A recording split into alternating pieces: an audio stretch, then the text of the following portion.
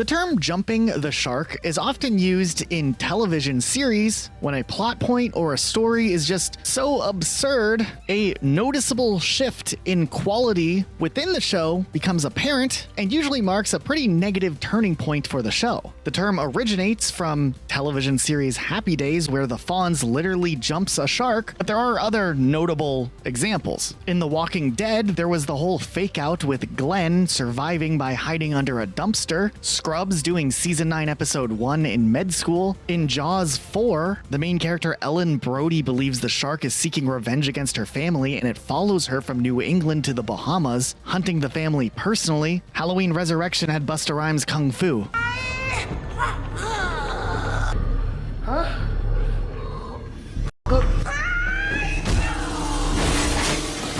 Fast and Furious had the whole safe dragging in the streets. Spider-Man 3 emo dance. I loved it though. The Matrix Reloaded CGI. The Rise of Skywalker, Palpatine is back somehow. These are all examples. Whether you agree with them or not, you can at least understand why people point to these exact moments. They were divisive. But what happens when this occurs in video games? Listen, when we're deep into editing or recording, cooking is usually the last thing on our minds. Instead of caving and grabbing fast food, we've been using Factor, and it's honestly been a game changer.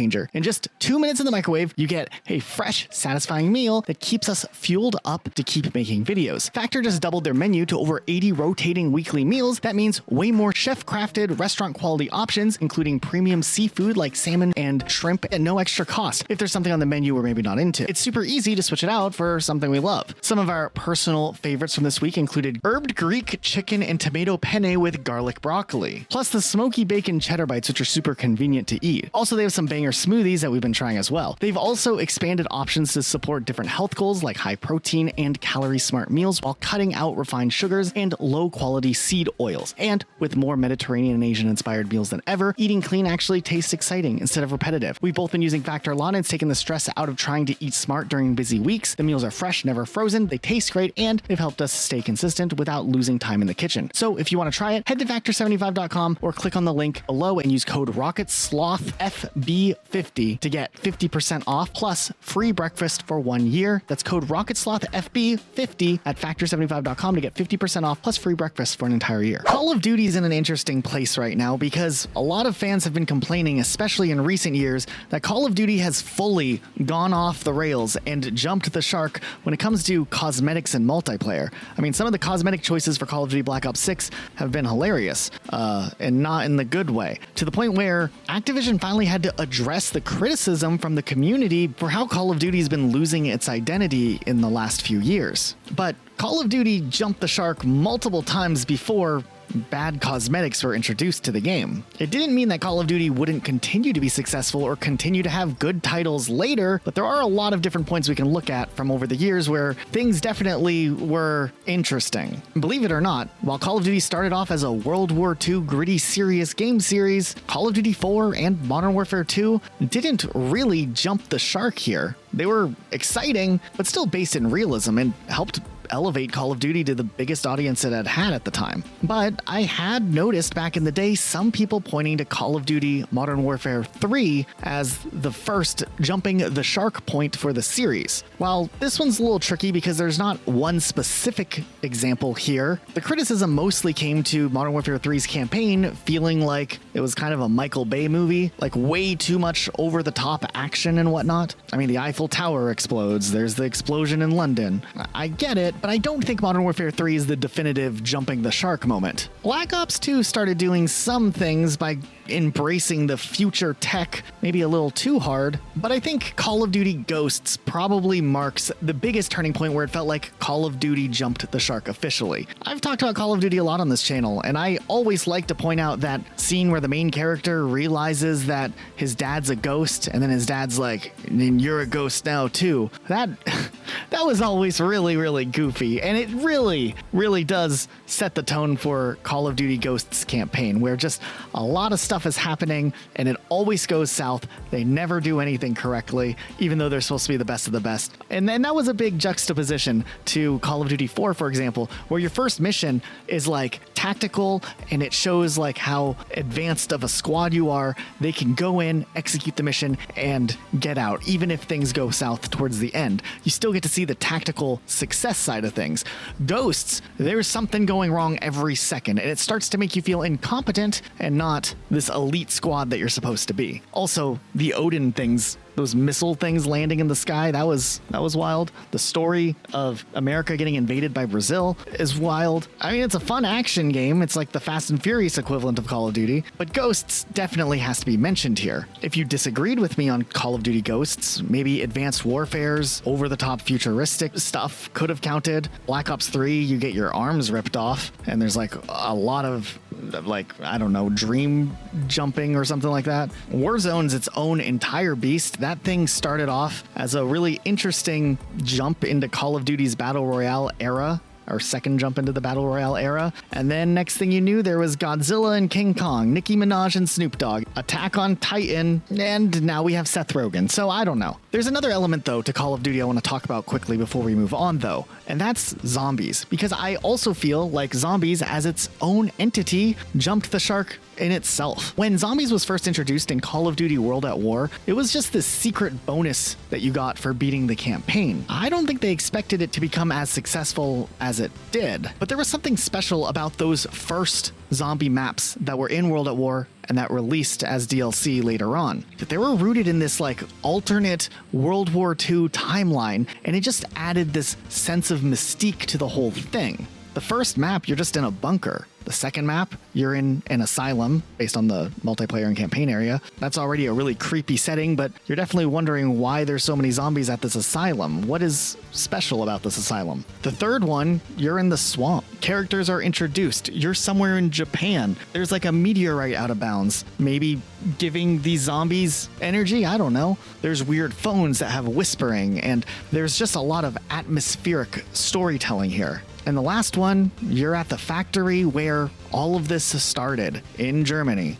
And slowly you try to piece together clues as to what started everything. Now, of course, Easter eggs are a big part of why people love zombies, and I understand that. But as a fan who played zombies from the beginning when it first came out with World at War, I'm definitely in the less vocal minority, but I know I'm not alone in saying that there was something special about zombies pre-Easter egg emphasis that got lost the more complex Easter eggs started to become for the Zombies series. And while that did perpetuate zombies to a brand new audience, a group of people that really, really love zombies and its lore, I think it did take away some of the magic for the audience that really liked the original vibe of zombies. When Black Ops released, Kino, the theater map, was still really, really good. Maybe one of the best maps at the time. 5 was complicated and different, but it was fine. Ascension had the first real Easter egg, and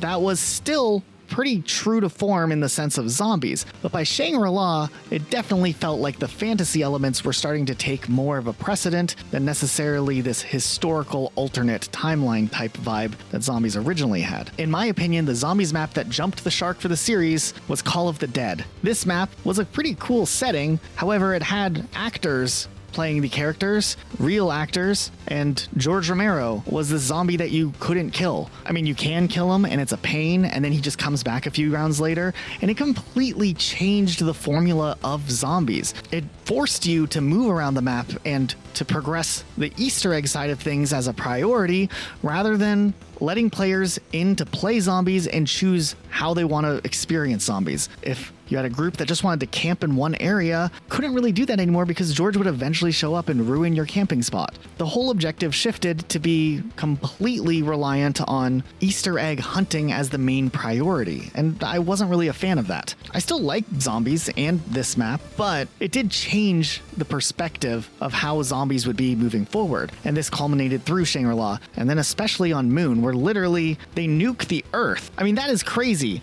but that's what the whole timeline was based on. And as soon as you load in on Moon, you're already forced to essentially start the first steps of the Easter egg, which is just to get to the teleporter, go and find certain items so that you can not like choke to death. And that already was more of a shift. And this would continue to compound over time with Black Ops 2 and Transit, but there have been some good things that have come from it too, because Nuketown was a really fun zombies map for people who like that classic experience without overly complicated steps, and Mob of the Dead, while it definitely was step focused, it had so much atmospheric storytelling that it totally was a unique and cool experience that felt handcrafted, and it was special. Everything after that, Origins included, even though some people are going to hate me for saying that, are just a different vibe for a different audience. And I understand the people that really like those, but man, there was something special about the OG zombie maps that really were, in their own right, just this place where you got to play with your friends and experience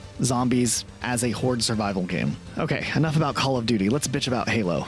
In the original Halo trilogy, one of the most compelling parts of the campaigns was the environmental storytelling told through the various locations you went to throughout the story. The first Halo game, you land on this weird structure, and while it's just a ring-shaped planet at first, there's a lot of mystique to what's going on here. Why are there structures here if there's no intelligent life living here? Why is this a not naturally formed cave formation? Obviously, there once was some sort of intelligent life here. And as the story progresses, you learn little hints and tidbits of an ancient civilization that was super intelligent, known as the Forerunners, but we don't really know anything about them. It was so long ago, and they've been gone for so long, all we get to see are their creations existing in the galaxy. Guilty Spark in the first Halo game mistakes Master Chief for being one of the Forerunners, and this opened up a hint to a potential plotline in the original Halo trilogy that maybe the Forerunners were actually ancient humans before something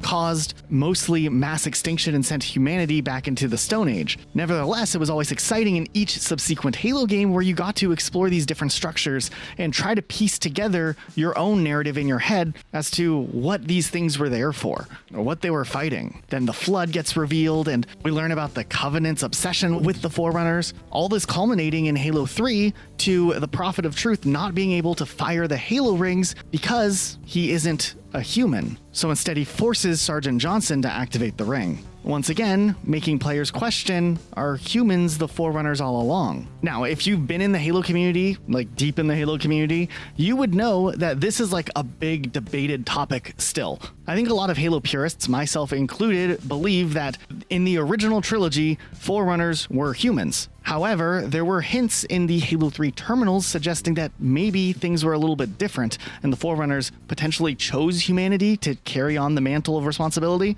There's evidence on both sides of the argument, I guess, especially when you look at Halo 3, but Halo 2, to be fair, had a cut ending that would have had the Arbiter uncovering human bones inside of a Forerunner structure. So, where did Halo jump the shark? Because Halo today is definitely not the Halo we once had. And I think it's obvious that I'm going to point to Halo 4, but maybe it's not for the reasons that a lot of people hate Halo 4. Because deep down during development of Halo 4, I think there was something good going on there. Halo 4 might get a lot of hate, but there is a good game deep down in there, and it's just clouded by a lot of weird decisions. If you played Halo 4, you know that they'd made the decision to bring the Forerunners to the forefront and have the Didact as the main antagonist. We also get to see the Librarian, and in my opinion, it wasn't necessarily the introduction of the Didact existing in Halo 4 that made Halo 4 jump the shark, but it was actually the face reveal. You see, while a lot of people want to just hate on Halo 4 the whole time, I do think there was some cool emotional storytelling that they did with Master Chief and Cortana in this juxtaposition as to what it means to be a human, and that element could have tied really interestingly with this whole Forerunner mystery that had been existing in the Halo series thus far. But 343 Industries' decision to explicitly tell players and people following the story that humans are not Forerunners and this is what Forerunners look like just kills decades of atmospheric storytelling and mystery that had been developed over the years. I don't have a problem with the discussion or the questioning as to whether or not humans are actually Forerunner. My issue lies with the removal of this question altogether. It's just such a blatant missed opportunity to keep the Didact's face unrevealed through the entirety of his existence in the story. If they would have just not shown his face, not shown the Librarian, We could have had this interesting mystery where we were wondering who's under the mask, one that mirrors Master Chief himself, as we never get to see his face either. It could have really built off of the mystery that already existed, wondering what is a Forerunner, but nope, they decided they just wanted to full on embrace it. And this is kind of similar to like Star Wars and midi-chlorians in my opinion. You explain too much and you lose some of the magic.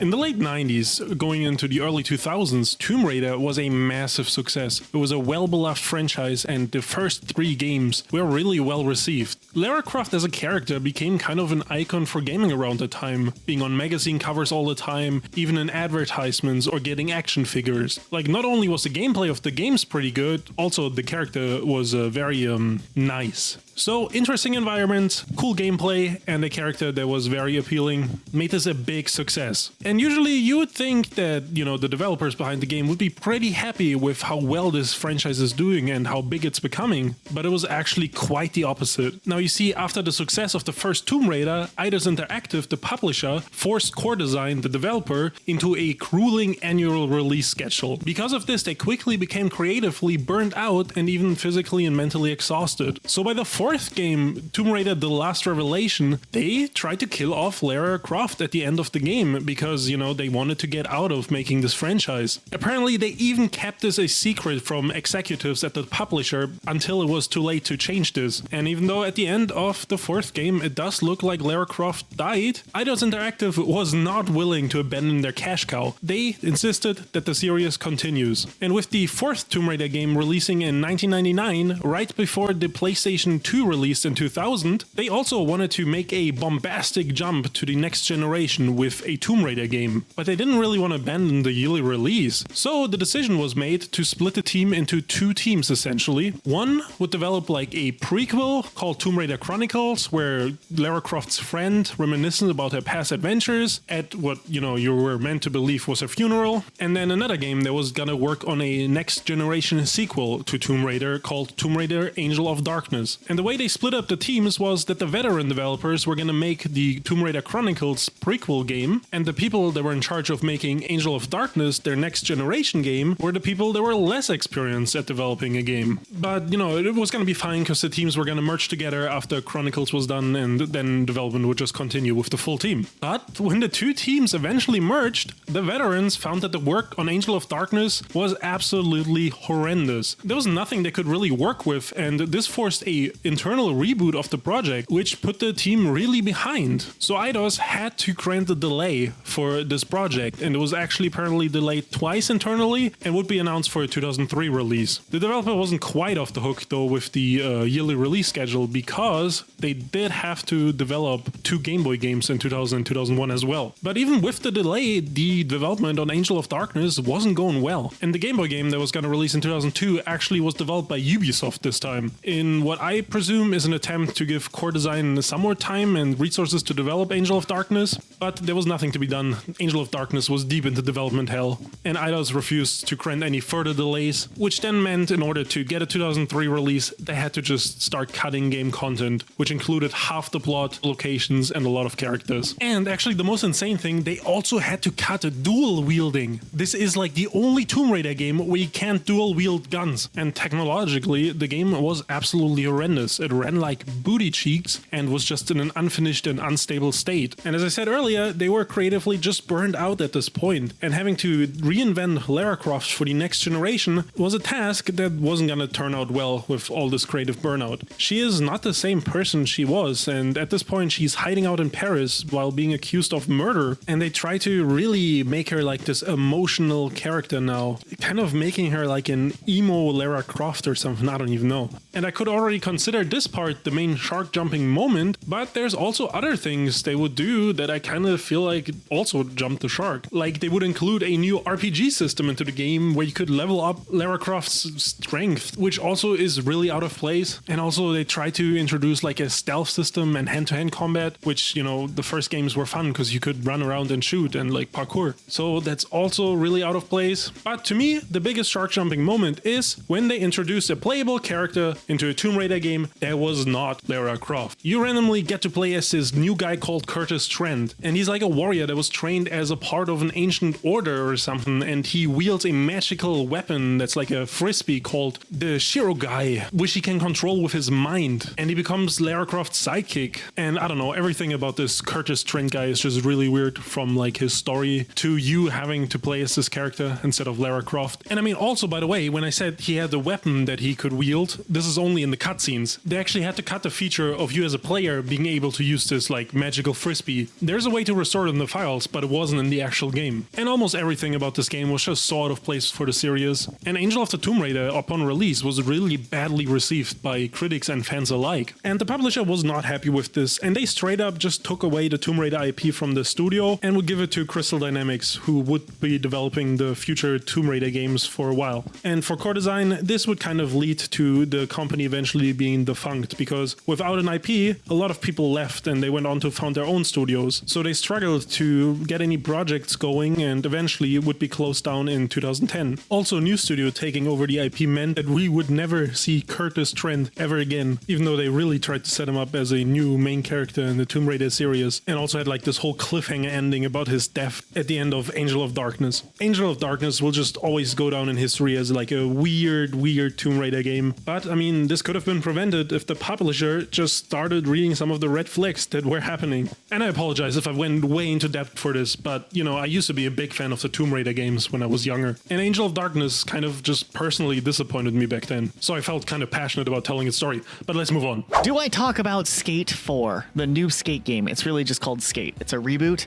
It's hard to like jump in here and talk about a game that's not even out yet, but Skate is going to be out, and it's going to be on this list because I think Skate is the definitive jumping off point for the Skate series. While I can't definitively say due to NDAs if I've played Skate, I can tell that Skate is true gameplay wise to the feeling that Skate 2 and Skate 3 had. However, the world building is definitely just way out of place, like in a weird way. Do you remember how in Skate 2 you start the game off and it's just like the lore is your character got out of prison and now you want to skateboard and you have to go make connections and make videos for your like skateboarding reels and gain notoriety? And that was fine. It was simple. I don't know why in Skate they had to overcomplicate it, where there's like a city council that like they're trying to influence the city to be more skateboard oriented, or the fact that they had to add lore for things like the Hall of Meat, you know, that game mode where you try to hurt yourself as badly as you can and it like shows you how much your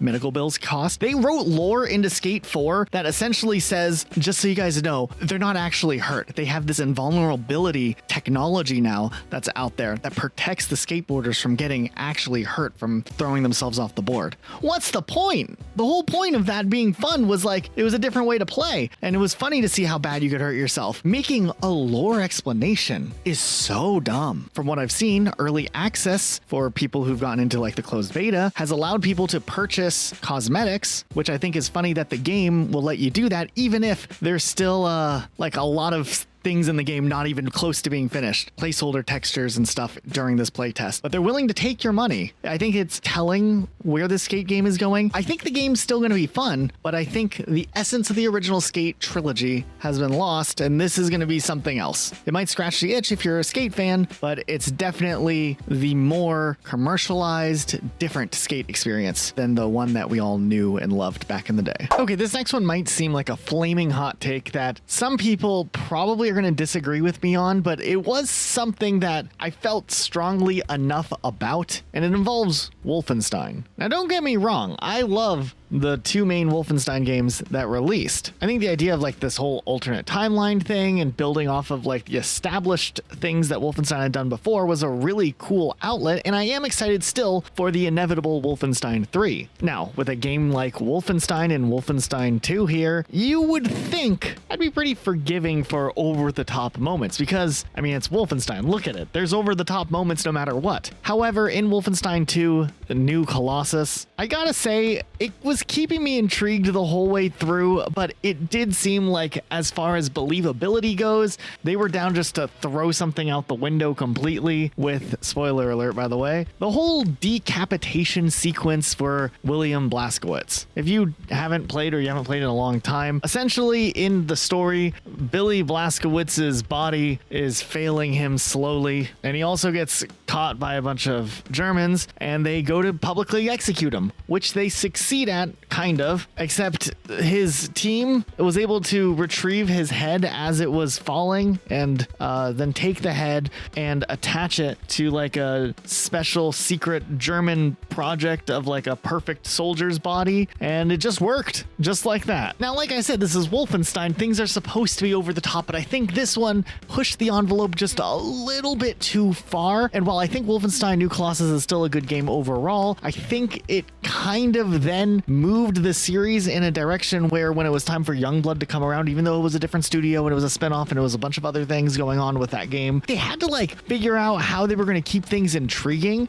And how do you like come back from that type of suspended belief for a while? And I am a little bit concerned on how they're going to tie things up with a third Wolfenstein game, which I would assume would be the final, or at least like wrap up one storyline. This could be an instance where it was just something really weird that happened, but I think they maybe got a little too daring with the sequel game and how far they were willing to do things. I also don't know how I feel about how some of the characters were handled. Fergus, for example, in the first game, he was this like seasoned veteran. In the second game, he was kind of demoted to just like this comic relief role, and I don't know. And then on the other hand, Wyatt, I don't know. He's like in the game a bit, but what are they doing with his character? I felt like the implications of his character being around in the first game were important. And in the second game, he's there, he's going kind of nuts, but I don't feel like he's important to the story, and that's kind of disappointing. There was the whole like pregnancy scene that I felt like was maybe a little over the top, but it was kind of funny, so I'm forgiving it. I don't know. There's a difference between shock value, like in the first Wolfenstein game, when that one woman who ends up being the villain in the second game gets her face all messed up, and then just like full on over the top things that just kind of become unbelievable. And I think they maybe cross that line with Wolfenstein 2. Did you know that originally Devil May Cry 1 started as Resident Evil 4? The original creator of Devil May Cry and his team were working on a Resident Evil project, but they felt like it was drifting too far away from survival horror. So they got the chance to rewrite it into something different, and that's how Devil May Cry and the main character Dante was born. Originally, Dante was supposed to be like a cool, stylish, and cocky guy, like someone who's a fun dude with like witty one-liners, almost like an action hero or someone straight out of a manga. And when he had that personality in Devil May Cry 1, it was pretty well received. People liked the game, people liked his character, and people liked the story. He became a gaming icon at that point. Reviewers loved the game, they made fans with this game, and sales were also really good. But for some reason, when Capcom wanted to make the sequel, they decided that a new team was gonna be put in charge, and that Dante's character wasn't gonna be like the funny guy anymore. They wanted him to be more like a silent type, you know, that doesn't speak too much, a more serious person, which is a heavy contrast to what he originally was. And I mean, that kind of was the first point where they jumped the shark a little bit, because they completely changed the character that people liked. And that led to mixed to negative reviews, and many fans were not happy with this like change in character. And I mean, they realized their mistake, and for Devil May Cry 3, they did actually change the character back, and people enjoyed that game a lot better than Devil May Cry 2. And the series would continue to be successful with Devil May Cry 4 even, like that game would also sell really well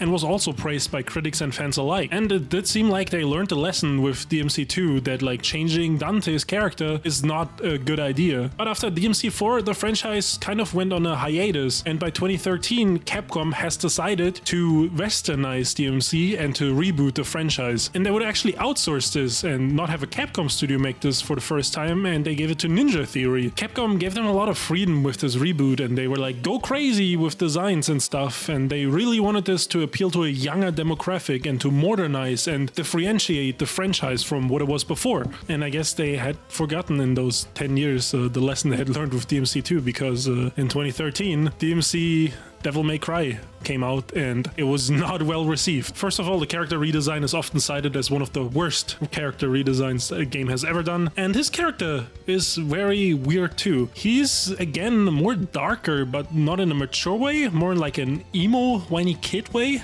And I mean, there is some jokes that he cracks, but it's still definitely way more serious and less of like the fun personality that he had in the original game. And I mean, I don't know, this was Ninja Theory's vision of making a cool character. It was kind of booty cheeks. This led to strong backlash, and even the original creator expressed his discontent for the character. They would eventually go back and there would be a Devil May Cry 5, and that was way more received and actually became the best-selling game. So I don't know, is this like a cycle they're gonna continue? Are we gonna see a crappy Dante redesign in the next game and then they're gonna do a good one? Is this like some sort of ritual they have to do? I don't know. It just seems like they have to jump the shark with the character over and over again, or like something bad happens. Now, we could look to the Rainbow Six series as a whole. And I think that there's a couple of different places you could point to the series as jumping the shark, especially if you're an older fan of the series. And while that's all fine and dandy, I think Rainbow Six Siege has had its own journey as a single experience as a multiplayer game. Rainbow Six Siege, when it first released in 2015, might have been a little bit of a buggy mess. The game itself was tactical. It was like an evolution of the search and destroy game that everyone liked from Call of Duty, and there was a lot going for it. However, as time would progress, it seemed like Rainbow Six suffered kind of similarly to what Call of Duty's multiplayer has, where it started to lose its own identity maybe. And just because I've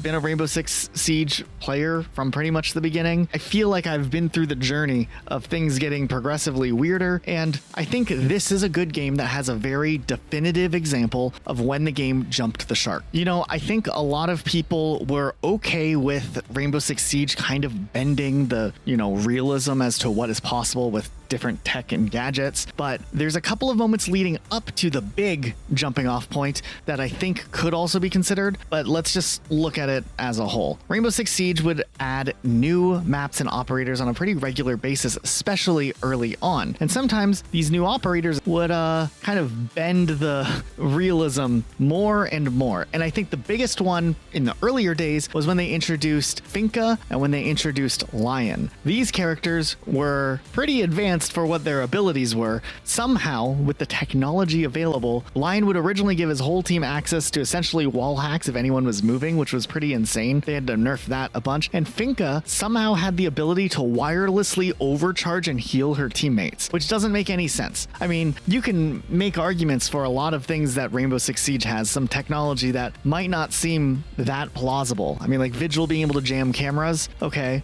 Dokkaebi having the ability to quickly hack a ton of people's phones, all right. Jackal tracking people's feet, what?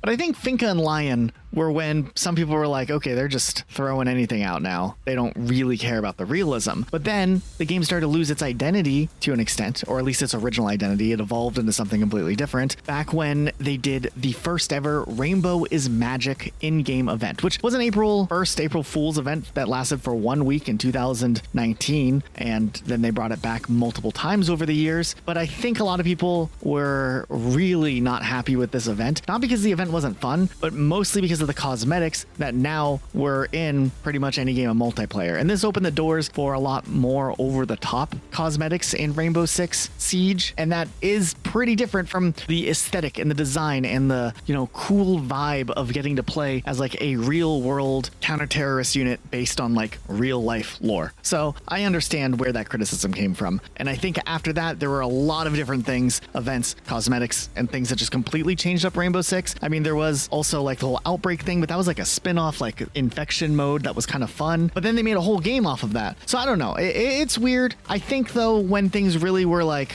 okay, they're completely jumping in a different direction, was when they decided to go ahead and do the April Fool's Rainbow is Magic event. Now, I was a little on the fence as to whether or not I should even talk about Battlefield, because Battlefield, much like Call of Duty, kind of has its waves where they're kind of doing good for a while, then they go off and they do some weird stuff, then they come back and they do good for a while, then they go off and they do some weird stuff again. And yeah, I wasn't sure where I should count it, but I think it's safe to say that in the late 2000s, early 2010s, Battlefield was kind of hitting its stride, having kind of banger after banger. I mean, Bad Company 2, Battlefield 3, and to an extent even Battlefield 4, despite the launch being a little bit rocky. But I think Battlefield Hardline is where a lot of people were like, yo, what are you guys doing? How are you guys gonna keep pumping out games every year but then put Hardline as one of them. Now, when it comes to Battlefield games, I'm not the biggest fan of these like huge multiplayer Battlefield type games in general. It's not a criticism of Battlefield, it's just a preference, but the campaigns are where I find things interesting. And I remember playing through Hardline thinking, what is this game? Specifically, the moment where everything is lost. I mean, not really, but you'll see what I mean in a second. Is this over the top zipline scene? We're just gonna play it out for you guys.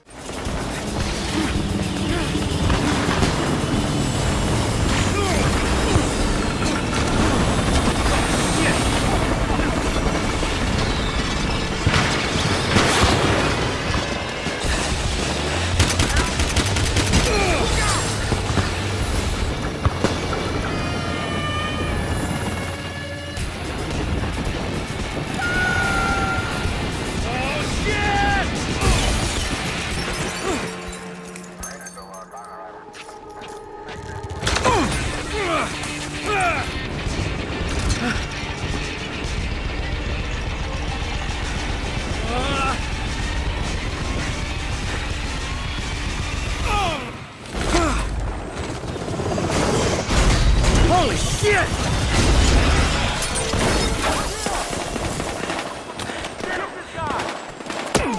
I don't think I have to say too much more. I think that this one speaks for itself. I think Battlefield bounced back for a little bit. There was like Battlefield 1 was kind of good. Then there was some more rockiness, and you guys know how it goes. So yeah, I just wanted to give a mention to Hardline because what a ride, literally. Okay, so for this next topic, I had to get someone that is not an expert, and I wanted to ask him a question. So that's why I have Elijah here. Hello, long time no talk. On a scale from 1 to 10, how much do you know about the Resident Evil franchise? I would say a 3.5. I know some of the characters. I've played a little bit of Resident Evil 0, played the first 20 minutes of Resident Evil 7, and I've seen a clip of Resident Evil 4 once. Wait. Maybe I played one more Resident Evil for like 15 minutes one time. Was it 5? I think we played it together Yeah. way back when like we were starting Rocket Sloth and we didn't even know each other. Okay, so yeah, so that adds up to 3.5. But that's actually perfect because I want to ask you a question. Okay. And it's a very simple question, technically, right? Do you think Resident Evil is a horror game?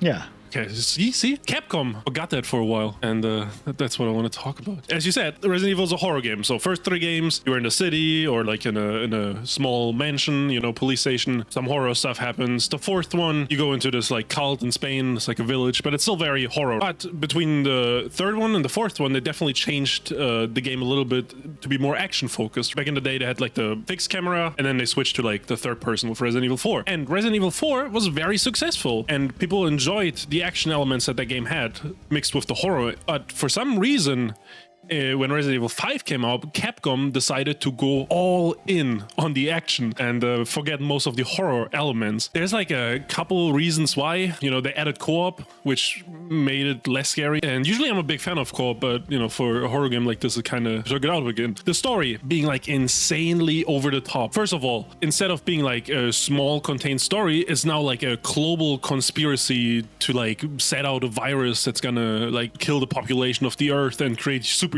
They went from like small cult, it's like a little bit like, you know, with like the virus, to like everyone is dying on the Earth. Chris Redfield is going after his old nemesis Albert Wesker from the first games, right? We know him from like the first game, I think. He betrayed them. And there's this scene that is, I think, speaks for it, and that's in the finale when you fight Albert Wesker in the volcano, in an active volcano. You're supposed to be a regular guy, but you're fighting this like mutant in a volcano. Every normal human would burn. The game added a bunch of QuickTime event, and obviously they did so during the finale. And there's this one scene where there's like a boulder blocking the path, and Chris Redfield just like starts fist fighting this boulder. You just have to tap X or whatever button it is to like punch this boulder out of the way, and it's just like it's really insane. You're not playing a regular guy anymore. You're just like this buff dude that's like a super soldier on f***ing roids. That kind of game was still very successful with sales, they took it even further with Resident Evil 6. Because Resident Evil 6, it didn't have any more horror elements. That stuff was like straight up like James Bond action movie. Once again, global virus outbreak that they're trying to stop. And Resident Evil 6 had moments like a plane crash, a chase through a collapsing city, a Modern Warfare 2 style snowmobile chase down a mountain, also a boss fight where you fly a jet and you shoot a giant monster on an airplane carrier. It's just like wasn't any real horror. Also like the movement and stuff, you like sliding and dodging, and it's like very action oriented. It feels like Mass Effect or something like that more than like a Resident Evil game now. They went all in with these two titles, and while 6 initially sold well, fans kind of turned on the franchise and retroactively also said 5 is really bad. And like 6 and 5 are always considered the worst Resident Evil games, and I guess Capcom had to take that to heart because they took a 5-year break before they came out with Resident Evil 7, which reinvented the franchise and took it back to its horror roots. But yeah, for a while they definitely jumped the shark a little too hard. Now, Luke, I know you're a big Sonic the Hedgehog fan. Yep, I gotta collect all those coins or whatever he does. I love to. Yeah, okay, so with your knowledge of the Sonic the Hedgehog series, where do you feel like Sonic the Hedgehog as a series jumped the shark? Probably when they started doing 3D games. Wait, just the, like, not Sonic... Do you think Sonic Adventures jumping the shark? I don't know, it just was cooler when he was like running sideways. You put me in a weird position here. Yeah. Let's pretend that Sonic Adventure and Sonic Adventure 2 are perfect games. I know like this is like an element of fantasy. Okay, yeah, let's be this fantasy world. After Sonic Adventure 1 and Sonic Adventure 2, there's a couple of games that honestly, in my opinion, all could potentially count as where the shark was jumped with the 3D Sonic era, the voice acted era of Sonic. And I wanted your opinion on where you thought things went. But I feel like we're already on 2 different pages on this. Well, I mean, if I think some deeper about it, I do remember playing that werewolf game, and that was a very freaky experience, I'm not gonna lie. First of all, we're like turning into werewolf as Sonic. Actually, it's a werehog, so check your privilege. And then we increase. Actually, it's a fictional Sonic place, not Greece, inspired by... Okay. We're in fictional Greece as a werehog. And that's a sentence I don't think it should exist. I don't know. What's interesting about that, like your take is that like, oh, Sonic Unleashed is where the shark was jumped. I mean, that's a fair argument. And I think in any other series, it'd be a great shark jumping moment. But I think Sonic like just continuously does like laps going back and forth, jumping the shark over and over and over again. And I feel like there were already instances of the shark being jumped multiple times before 2008 Sonic Unleashed. So let's just like hit on a few of them while we're at it. So Sonic Adventure and Sonic Adventure 2 in themselves, wild ride. But I think for the most part, people who like the 3D games look at those games and are like, these were the good ones, for better or worse. Like they had an interesting narrative structure. They were introducing the characters. They were doing plot points. They were building out the lore on how like the Sonic series would move going forward. After that, it becomes a little out there. Spoilers for people who are invested in the Sonic Adventure lore and haven't beaten Sonic Adventure 2 all these years later. But at the end of Sonic Adventure 2, Shadow the Hedgehog sacrifices himself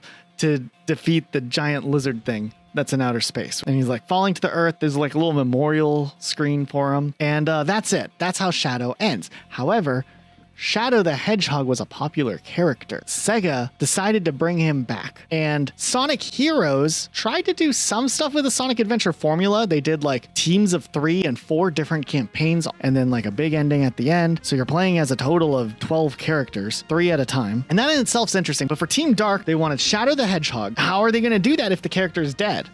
Well, they do a little cutscene. They have Rouge the Bat show up, and she's like, hey, you don't remember anything, do you? And that's it. Shadow the Hedgehog's back. And I feel like that type of borderline retconning might have been like the big turning point, besides the fact you're playing as 12 characters. I always didn't like how it was just like too much at the same time. Like the 3 characters thing really messed with me as a kid. I liked how in Sonic Adventure and Sonic Adventure 2, there was like distinct gameplay and this like mix of shifting the characters, and then 4 different campaigns where all of them play mostly the same. I mean, Sonic Heroes, I still liked it as a kid, but the Shadow the Hedgehog being alive thing, I feel like could have been considered where the shark was jumped if this was any other game series. What happens in the following years gets just crazier with each entry. Shadow the Hedgehog is a video game. I don't even need to explain this one, right? If you're not like a Sonic the Hedgehog fan, you probably know about Shadow the Hedgehog. You're like, look, they gave Shadow a gun and they made a game off of Shadow. They jumped the shark. But they actually do way more than just jump the shark in the plot there. Because not only is the plot a little confusing at times, there's this whole subplot where Dr. Eggman explains to Shadow how he survived Sonic Adventure 2, and he explains that he didn't survive Sonic Adventure 2. Shadow died in Sonic Adventure 2, and then Dr. Eggman made an android of Shadow, and that is who you're playing as. You're playing not as Shadow the Hedgehog, as Shadow the android, and there's other androids, which just confuses things even worse, right? Like, that's a crazy plot line to introduce, and it kind of like makes you care less about the character. I was very, very disappointed by the plot line, and that's saying a lot for an 11-year-old, because I felt like the stakes of like Shadow the Hedgehog as a character were lowered because you're not even the same Shadow the Hedgehog from Sonic Adventure 2 that you were like invested in from the story there. But then they did like a throwaway line in the like final ending of the game. If you're like fighting the boss, like 10 minutes in the boss, where Dr. Eggman's like, hey, remember how I said you're an android? Well, actually, I just said that to throw you off. You're not an android. Probably. I don't understand what is going on anymore at this point. Shadow the Hedgehog, I think, is another place you could say that the game jumped the shark with. But then, 1 year after Shadow the Hedgehog, we get Sonic 06. Where do we even start with this one? How is this the next game in line? That game was rushed. Dr. Eggman looks like this, which is uncomfortable. What about the kissing scene?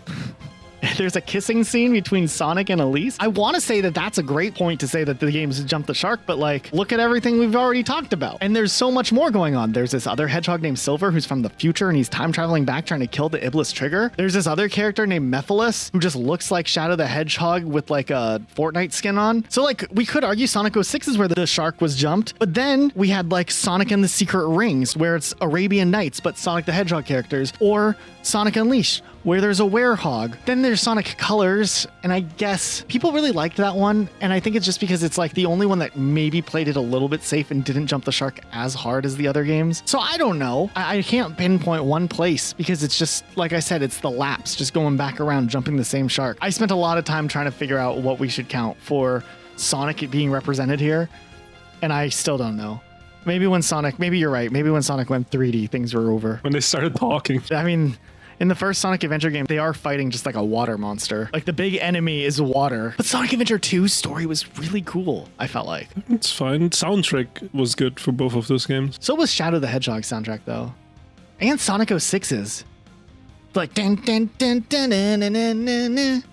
You know what I mean? Yeah, I don't know Sonic 06 as much, but I'll believe you. Similarly to Resident Evil 5 and 6, the Dead Space franchise also kind of did a jump from horror to action-oriented, and that happened with Dead Space 3. First of all, they also introduced co-op, which, you know, takes away from the horror elements of feeling isolated, you know, stranded on a spaceship, etc., etc. You have to fight people with guns instead of just like monsters. On top of that, they introduced this weird, very convoluted story that now involves like human enemies, a cult, you're randomly in a city, and it just seemed like this game was all over the place. I guess they really wanted to expand the lore in like the craziest way. This is what they did. Do you remember when we played it for like 30 minutes? There was like this weird ass cutscene and we get like pushed down this trash chute or something. Oh yeah, and there's like snow. Yeah, I do remember that. I forgot that was a Dead Space game. That's the only Dead Space I've played. Yeah, and I mean, it's the worst one. And then on top of all that, the cliffhanger ending for one of the DLCs that was never resolved because Dead Space 3 did so poorly that they just never continued the franchise. They jumped the shark and then now the franchise is dead. I mean, we saw the remake. It was good, but I don't think we're gonna see another remake. I don't think the remake sold like crazy either. I don't think we'll see Dead Space 4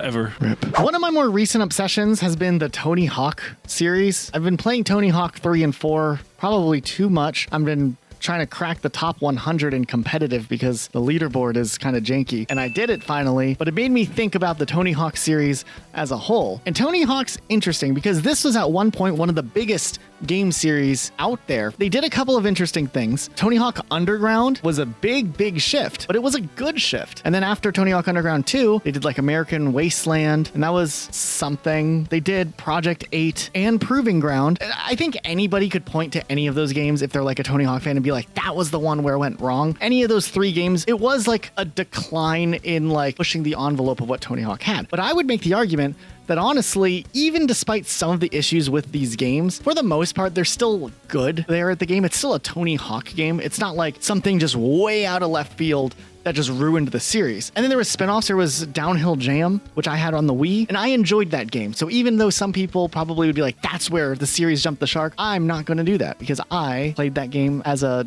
12-year-old and liked it. Instead, I want to point to what actually killed Tony Hawk's entire franchise for a very long time, and that is Tony Hawk Ride. And this game was a skateboarding game where you had a peripheral with a skateboard that didn't work most of the time. It could potentially work, and the developers put a bunch of YouTube videos out trying to teach people how to play the game because nobody could understand how the controls worked. Also, it was like really expensive. I want to say it retailed for like $120, and it wasn't fun. Tony Hawk Ride consistently got between 2 out of 10s and 3 out of 10s and 4 out of 10s from reviewers. So what was the next steps after, completely disenfranchising Tony Hawk and doing something weird like that? They followed it up with Tony Hawk Shred 1 year later, which used the same peripheral and was a sequel that I don't think anybody wanted because I'm pretty sure anybody who bought the base game probably didn't enjoy it. So why would they buy the sequel? This one also set up to retail as $120 with the skateboard and the controller, but you could buy the game as a standalone for just $50 if you already had the skateboard from the previous one. And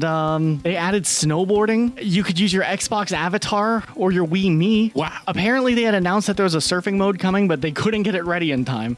So God forbid they scrapped that so they didn't have like a janky game. During the first week of sales in the US, the game sold 3,000 units, and that marked the hiatus of the Tony Hawk series until they did the little HD game 2 years later, and then Tony Hawk 5, and then nothing. We all know 5 was a banger. A banger is a piece of shit. Yeah, just wild times. I don't know. I never played Shred or Ride. Oh, really? And I don't think I missed out on it. I played a little bit. One of my friend's little brother had it. Was it fun? Oh, no. Oh. It's just like, imagine you trying to do kickflips on like the Wii Fit board. That's what it kind of felt like. Sounds about right. Maybe instead of doing a snowboarding mini game, they could have just made Sean Palmer's Pro Snowboarder sequel and called it like Sean Palmer's Pro Snowboarding Shred the Game 2. Oh, Snow Skater. Snow Skater. We should make a video on like Knockoffs. not Tony Hawk games and like just show these box arts and play these games. Do you remember how Grand Theft Auto San Andreas was kind of like a big deal when that game came out? Yeah, definitely. So after that game came out, it obviously caused like a lot of ripple effects in the gaming industry, and it did lead to some really interesting things being created by other studios. And one of them was Saints Row. And the first 2 Saints Row games were really cool. They were kind of building off of this like turf war vibe from Grand Theft Auto San Andreas, but it was like a different studio making their own game that kind of sometimes parodied the Grand Theft Auto series. It was fun, it was clever, but it was still at its core somewhat rooted in like believability. In its own right, Saints Row 1 and 2, especially Saints Row 2, were pretty good games. And Saints Row 3 definitely started to push the envelope because they wanted to do things bigger and better than what they had done in Saints Row 2. And while Saints Row the Third, I don't think is where the shark was jumped, quite. It definitely walks this very, very thin line, occasionally almost jumping the shark, but then it would always like come back and start focusing in on like the story drama that kind of kept things interesting, the character interactions and stuff like that. So at the end of the day, I think Saints Row the Third was overall a pretty good sequel to Saints Row 2, even if tonally things were shifting quite a bit. And then there was the part where they're in a tank with zombies. We'll just skip that part. But where I think Saints Row as a series finally did fully embrace and just completely fly over the shark was when Saints Row 4 released. To its credit, Saints Row 4 isn't a terrible game. It's a good superhero game, but it's not a good Saints Row game. So that being considered, you have to kind of look at the series as a whole. Saints Row 1 is all about you get taken into a gang and you're like just working your way through the gang, fighting rival gangs. Saints Row 2 picks things up after the cliffhanger ending of Saints Row 1, and you're trying to restart the Saints and get this gang off the ground, get new people, take the turf back, become somebody. Saints Row the Third, you've already established yourself as a pretty big gang presence, and now you're in a new city and you have to fight these massive corporate backed gangs and build out from there, but you have resources now because you are the Saints. Saints Row 4 just straight up blows up the earth and you're put into the Matrix and you get superpowers, and that is the game. And it reuses a ton of assets from Saints Row the Third. And obviously they were trying to get a Saints Row game pumped out before Grand Theft Auto 5 came out. But if you're looking at like a natural progression for the Saints Row series, I think Saints Row 4 blowing up the Earth probably is a pretty big pivotal point for the series, because from there it just gets crazier somehow. Besides the whole Matrix and jumping into the realities of other people that are still alive and a part of the Saints, and then a sequel standalone spinoff, standalone DLC, I don't know what to call that, where it now takes place in hell. Where do you take the series from there? They jumped the shark so hard, they literally backed themselves into a corner where there was nowhere for Saints Row to go other than making a reboot. We all know how that went. So I think Saints Row 4 was the turning point for the series where they probably couldn't come back from, because they decided to go as big as possible rather than, you know, just keeping at the same pace. I understand they had to do something bigger than Saints Row 3, but I feel like Saints Row the Third didn't get to the point where they had to blow up the earth for Saints Row 4. They probably could have done a lot of other things. And I think a lot of it was they wanted to reuse assets and they had less time to work with, and they just needed to do something bombastic to try to get sales. And I think that was a big shark jumping moment. And then the reboot was bad. Yeah. Suck, man. There's a new Borderlands coming out, and that made me kind of think Borderlands kind of jumped the shark too. And there's some people who say it began with the pre-sequel in 2014. You know, it was a prequel, like almost a spin-off, but it was still full price. It kind of told like the story of Handsome Jack and introduced like a bunch of new mechanics, like low gravity and stuff, because you're now on the moon and stuff. But overall, I didn't think that game was that bad. It felt fine. I kind of enjoyed it, and I do have to say though, there was definitely like a slow decline in writing already. Like you could tell, the story wasn't as engaging as like Borderlands 2, which definitely was the peak of the franchise. After that, Borderlands 3 came out, and this is where they really jumped the shark, and not because of the gameplay, because the gameplay was pretty much like Borderlands 2, but the writing and the characters were so annoying. First of all, you have the main antagonists, like these like twins that are like these influencer like parodies, and they're constantly yapping in your ear and like being like, haha, like, subscribe or die, or some shit like that. It's awful. They're paired with like unskippable dialogue, and you just could not avoid them even if you wanted to. And the writing was just atrocious. It felt like some mid 40-year-old tried to write humor from like 15 years ago. I don't even know how to explain. That's the best way I can put it. The writing was at an all-time low, and the fact that they went so heavily on this one joke with the influencers, it kind of feels like they didn't know what to do, and it just seemed like they went all in on like cringe. I really didn't like Borderlands 3. I hope Borderlands 4 has better writing, but I don't know. We'll see, I guess. We never played Wonderlands. Oh yeah, that probably doesn't have that crazy of writing either. But to be fair, that is a spin-off of a DLC from Borderlands 2, so I'll forgive it for jumping the shark because It's something different. I get it. it is like a fantasy parody, so it's not that bad. This influencer shit fucking, I don't know, it's just so fucking cringe, dude. Do you feel personally attacked by Borderlands 3? Is this what we're really getting at? I don't know, dude. How would you like it if you played any game and there's like some influencers yapping? It's just annoying. Maybe you're just having like work PTSD. It's almost like you're looking into a mirror and seeing your own reflection on Borderlands. That's true, it's true. But you're the one that says like and subscribe at the end of the video, so... Hey, make sure you like, subscribe, and not die. Also, huge shout out to our patrons for making these videos possible, and our YouTube members. If you want your name featured, you know how to do it. Also, make sure you subscribed. Most of the people watching this aren't subscribed, and a subscription goes a long way, longer than you think actually, in helping our channel. So if you do that, that'd be cool. I think we'd like to hit 400,000 subscribers. We're not one of those big channels with 1 million. 400,000 would be big in itself. So if you want to help us out, you should. And that's it though. Otherwise, the algorithm wants you to watch this video, so maybe go check that out. Okay, see you guys later. Bye-bye.